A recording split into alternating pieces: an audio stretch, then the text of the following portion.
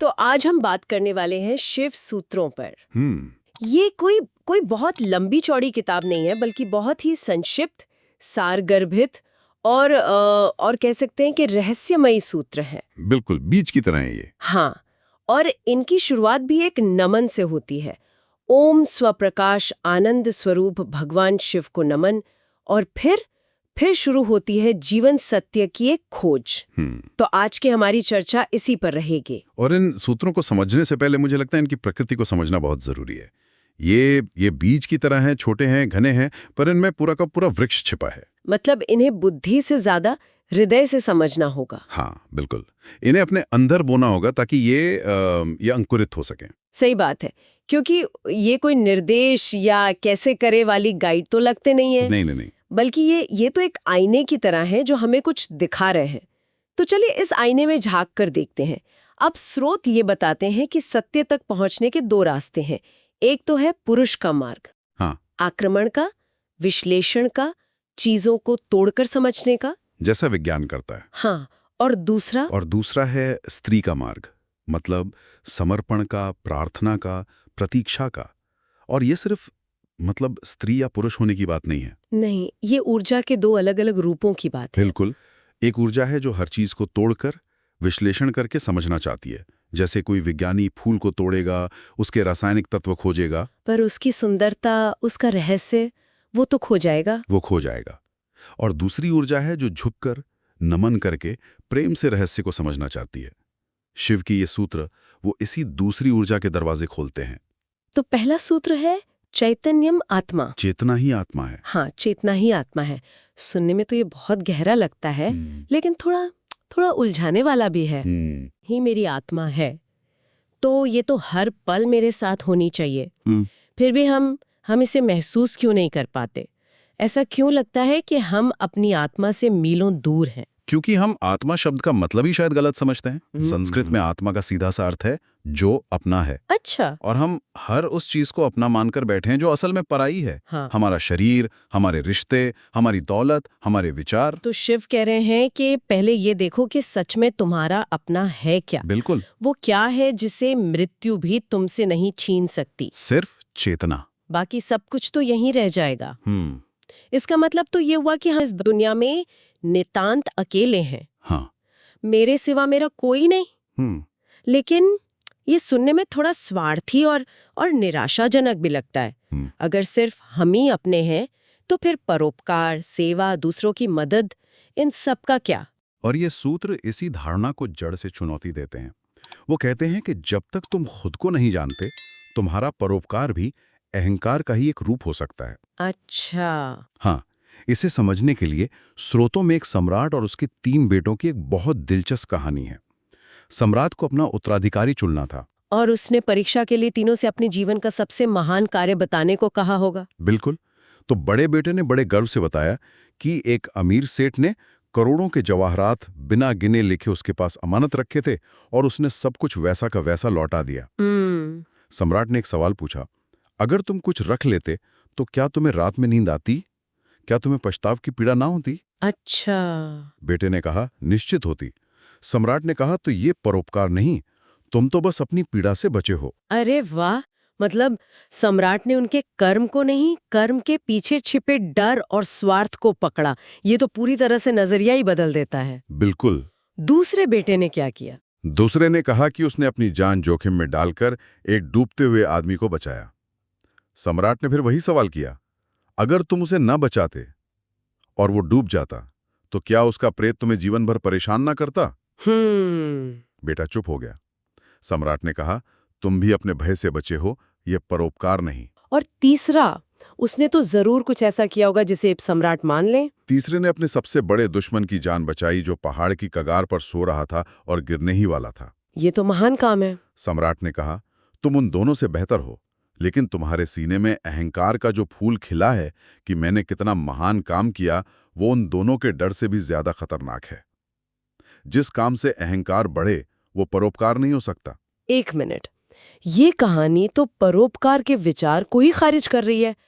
क्या इसका मतलब ये है कि हमें दूसरों की मदद करनी ही नहीं चाहिए क्योंकि शायद हमारे इरादे उतने शुद्ध ना हो, ये तो बहुत ही चरमपंथी सोच लगती है। नहीं, ये सूत्र मदद करने से नहीं रोक रहे। वो सिर्फ ये कह रहे हैं कि जब तक तुम खुद को नहीं जानते, तुम्हारी मदद भी तुम्हारे अहंकार का ही एक विस्तार होगी। अच्छा। पहले खुद को जानो, उस चेतना को पहचानो जो तुम्हारी अपनी है।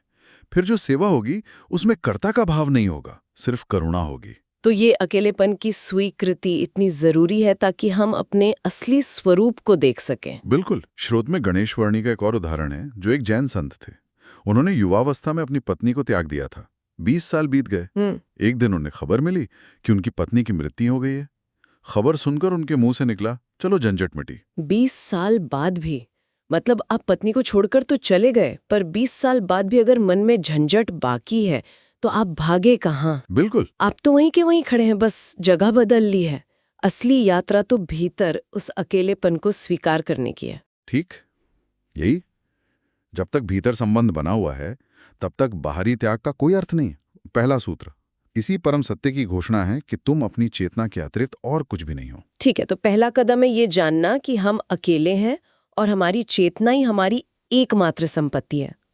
लेकिन हम खुद को जानने की कोशिश कैसे करते हैं? किताबों से, गुरुओं से, ज्ञान से। और यहीं पर दूसरा सूत्र एक धमाका करता है। ज्ञानम बंधा। ज्ञान बंधन है? हाँ, ज्ञान बंधन है। ये तो पूरी तरह से विरोधाभासी लगता है। हाँ, क्योंकि हम ज्ञान को हमेशा से मुक्ति का साधन मानते आए हैं। लेकिन शिव यहाँ दो तरह के ज्ञान की बात कर रहे हैं जो असल में बंधन है। पहला है मैं हूं का ज्ञान। मैं हूं का ज्ञान। हाँ, देखिए, हूं तो सागर की लहर जैसा है, जो सागर का ही हिस्सा है। लेकिन जैसे ही मैं जुड़ जाता है, वो लहर बर्फ की तरह जम जाती है, जो खुद को सागर से अलग मान बैठी है। यही अहंकार है, पहला बंधन। और दूसरा ज्ञान कौन सा है जो बंधन है? दूसरा है उधार लिया हुआ ज्ञान। वो सब कुछ जो हमने शास्त्रों, गुरुओं, माता पिता और समाज से सीखा है, ये हमारी अपनी अनुभूति नहीं है। ये तो सिर्फ स्मृति है, जानकारी है। हाँ। तो क्या आप ये कह रहे हैं कि मेरा धर्म, मेरी राष्ट्रीयता, मेरी मान्यताएं, ये सब उधार का ज्ञान है? ये मैं नहीं हूं? शिव के अनुसार ये सिर्फ लेबल हैं, दीवारें हैं। आप सोचिए, एक हिंदू बच्चे को मुस्लिम घर में पाला जाए तो वो कुरान पढ़ेगा, और मुस्लिम बच्चे को हिंदू घर में तो वो गीता पढ़ेगा। हाँ, ये ज्ञान हमें बांटता है। तुम हिंदू हो, मैं मुसलमान, कोई ईसाई है। ये सब ज्ञान की दीवारें हैं जो हमें हमारी असली चेतना से मिलने नहीं देती। तो मतलब जो ज्ञान हमने पढ़ा है, सुना है, वो असल में हमारा है ही नहीं। वो एक तरह का बौद्धिक कर्ज है और हम उसी कर्ज के बोझ तले दबे हैं। बिल्कुल सही पकड़ा आपने। और शिव कह रहे हैं कि पहले ये कर्ज चुकाओ, अपनी तिजोरी खाली करो, तभी असली खजाना मिलेगा। बिल्कुल। ये उधार की जानकारी हमें पंडित बना सकती है, ज्ञानी नहीं। ज्ञानी तो वो है जिसका अपना अनुभव हो। आपकी चेतना आपको किसी से नहीं मिली। आपका शरीर माता पिता से मिला, विचार समाज से मिले। लेकिन जो जानने वाला है, जो भीतर मौजूद है, वो निपट आपका है।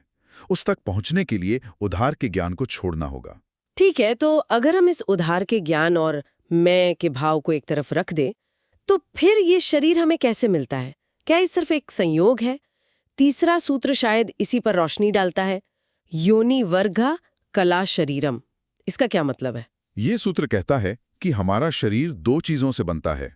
योनि वर्गा यानी प्रकृति, जो गर्भ देती है, जो एक उपजाऊ भूमि की तरह है।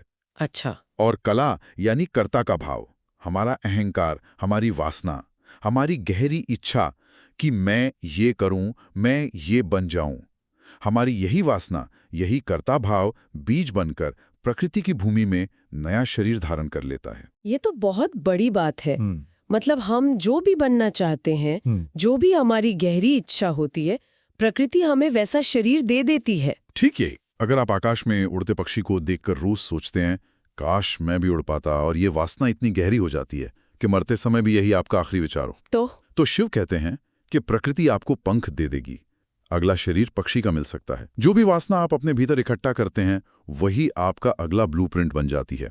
प्रकृति तो सिर्फ जमीन है, बीज आपका है। वाह, इसका मतलब तो ये हुआ कि हम जो भी हैं, स्त्री, पुरुष, सुखी, दुखी, इंसान या जानवर, उसके कलाकार हम खुद हैं। ये तो पूरी जिम्मेदारी हमारे ही कंधों पर डाल देता है। फिर हम भाग्य या ईश्वर को दोष नहीं दे सकते। बिल्कुल। ये सूत्र सारे बहाने खत्म कर देता है।